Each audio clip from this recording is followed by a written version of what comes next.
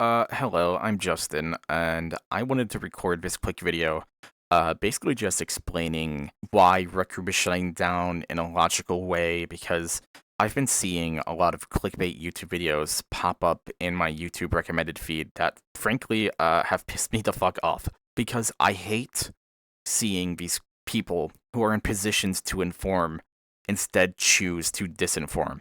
And it's really upsetting me. So I just wanted to record this quick video doing my best to explain Rec Room's current financial situation effectively without the bullshit. I am not a Rec Room insider. I am not a former Rec Room developer, and I have not spoken to any Rec Room devs to get this information. I am just some guy who's been playing Rec Room for 7 years and has a decent understanding of how these live service games operate. So Rec Room has effectively been making a lot of the wrong decisions regarding making profit for a very long time now. Rec Room spent its first 3 years of operation just not making any money at all. From 2016 to 2019, there was no way to actually spend money on Rec Room. But in spring 2019, Rec Room finally added the ability for users to purchase tokens. So nearly 3 years into operation, Rec Room finally has a thing for players to give them money and hopefully drum up some profit. And then in 2020, Rec Room adds keys to UGC rooms. They allow UGC creators to create in-room purchases, and then not too long after that, they add the partnered creator program and creator cash outs. So you have a bunch of creators putting keys in their room, making tokens, and Rec Room is paying them out real money. And Rec Room is effectively combined paying all these creators hundreds of thousands of dollars every couple of months. That is a fuck ton of money to be spending.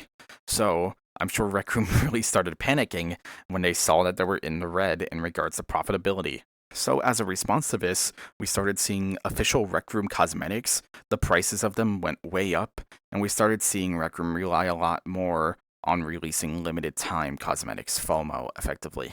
So now you have these cosmetics, which were selling, people were buying them, but it was pissing a lot of people off because you have a bunch of players who previously didn't have any problem with Rec Room's token shop now being priced out of a lot of stuff and timed out of a lot of stuff. Not everyone wants to constantly log on to Rec Room to buy a limited time item before it goes away. And this is really the beginning of when Rec Room started losing a lot of trust with players, which is a huge factor in where we got today. So Rec Room continues down this road, this kind of road I like to call, let's just try to do what Roblox does and see if we make the amount of money they make. So they lean harder into the UGC stuff. We get Rec Room Studio, which is a huge thing. More and more partnered creators get added to the program. So because of the UGC focus, we started seeing far, far less Rec Room official content. And to be frank, Rec Room for a live service game team is a very small team. Like, I know it was a kind of a joke, to say small team, big dream, but like for a game the size of Rec Room, it was a remarkably small group of people. And because of this, not much attention could be devoted to a bunch of things. So we started seeing less Rec Room originals. And another reason we started seeing less Rec Room originals is because they couldn't figure out how to make money from them. Rec Room was dead set on not charging money to access Rec Room originals. Those were going to be free for all players no matter what. So they decided we're not going to charge for Rec Room originals to make money from them. But since they didn't make any major money from Rec Room originals, they couldn't really justify putting a fuck ton of time into making a new quest or making a new like PvP, laser tag, paintball type mode. So that's when we really started seeing more of these smaller and frankly more disappointing Rec Room originals that people weren't really into. And even then, these Rec Room originals did not really make much money. They tried to monetize them a little bit, like My Little Monsters had the cosmetic shop. Make It to Midnight also had a cosmetic shop. But besides cosmetic shops, there really wasn't much in regards to how they were monetizing these Rec Room originals. So they continued to not make money. Even if the Rec Room originals would come with very good creation tools, they still weren't really benefiting from making them. It was awesome that we were getting Rec Room originals, and it was awesome to play them when they came out as a player. But I can't lie and say I wasn't disappointed every time a new Rec Room original would come out, and would it be, like 10 minutes of a fun game, but nothing with too much substance. Then in 2024 and 2025, this is when we really start getting into the big things that I think really speed ran Rec Room Shutdown. So the first thing is Rooms 2.0. Now, Rooms 2 was effectively a complete refactor of the UGC room system from the ground up. And it would have been super fucking cool for creators if the rollout was handled better, but unfortunately it really was not. So Rooms 2 came out in like a very buggy alpha state. It was very unfinished. It had a lot of issues, especially in regards to performance. And creators didn't want to use Rooms 2 because Rooms 2 was unfinished, but Rec Room's problem was that they needed people using Rooms 2 so they can continue justifying development on it and continue improving it by getting feedback. From what I understand, Rec Room effectively started trying to force people to use Rooms 2, so Rec Room tried really hard to get creators to use Rooms 2, and creators were not having it because Rooms 2 did not give them what they needed to make the stuff they wanted.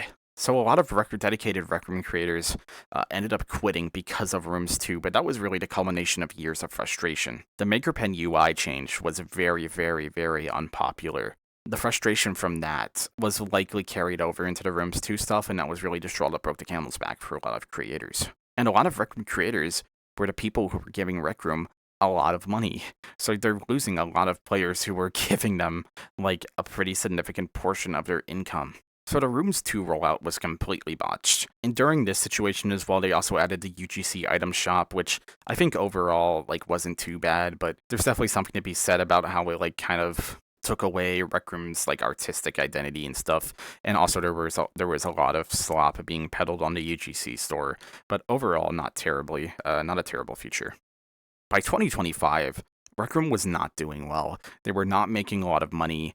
They were losing a lot of money, in fact. They had burned a lot of bridges with a lot of their players, and they kind of needed to, find a way to make money. So in March 2025, Rec Room laid off 16% of their staff at the time, which was really fucking devastating. That was the first time Rec Room had ever laid off any staff, at least, publicly.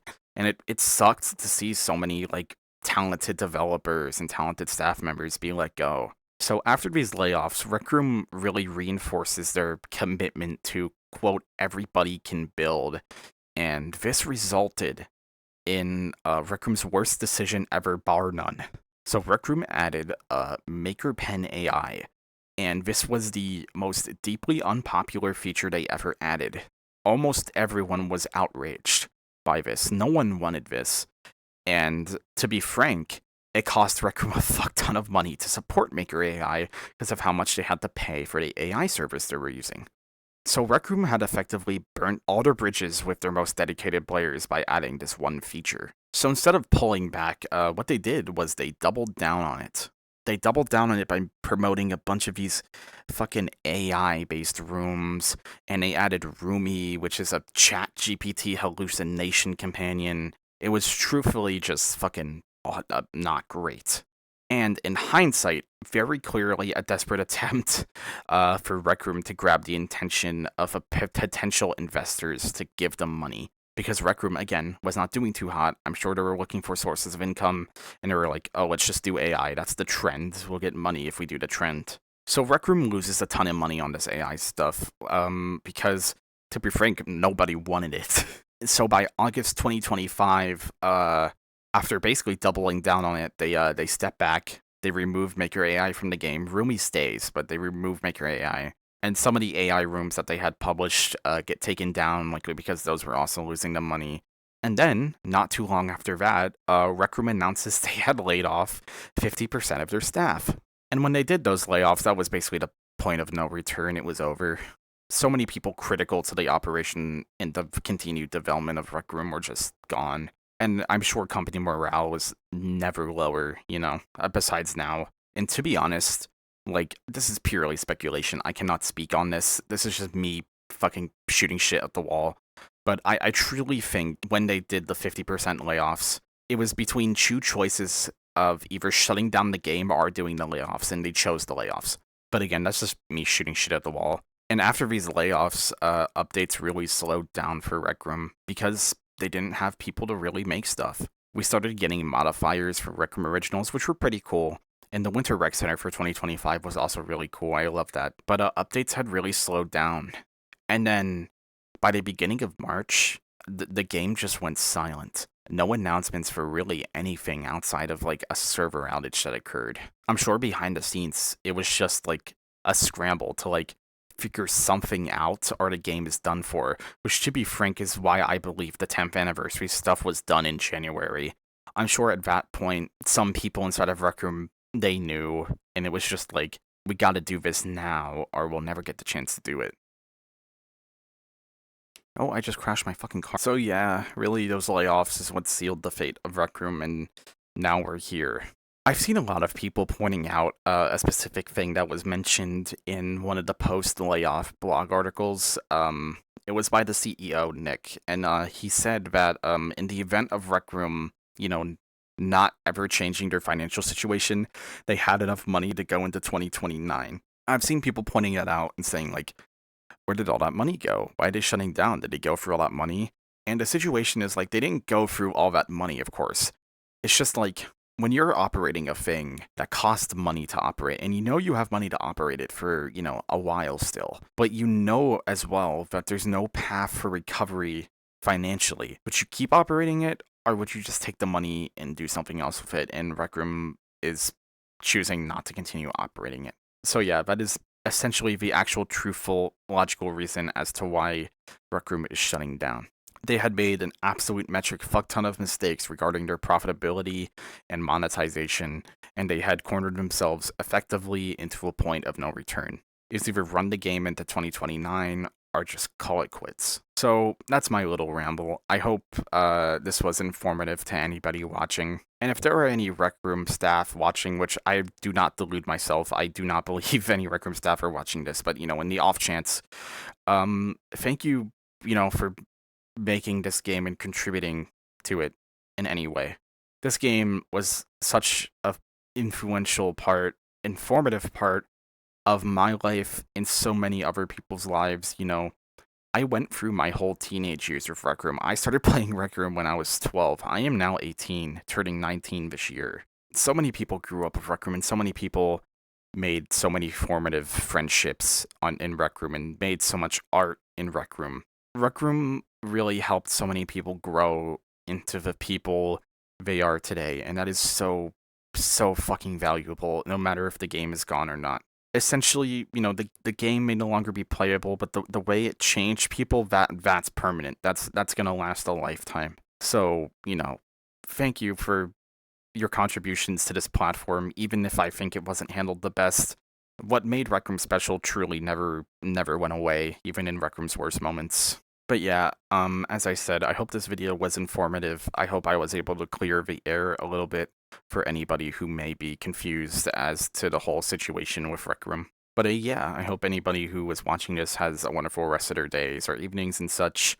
And yeah, enjoy Rec Room while it lasts. You got 2 months. Make 'em count.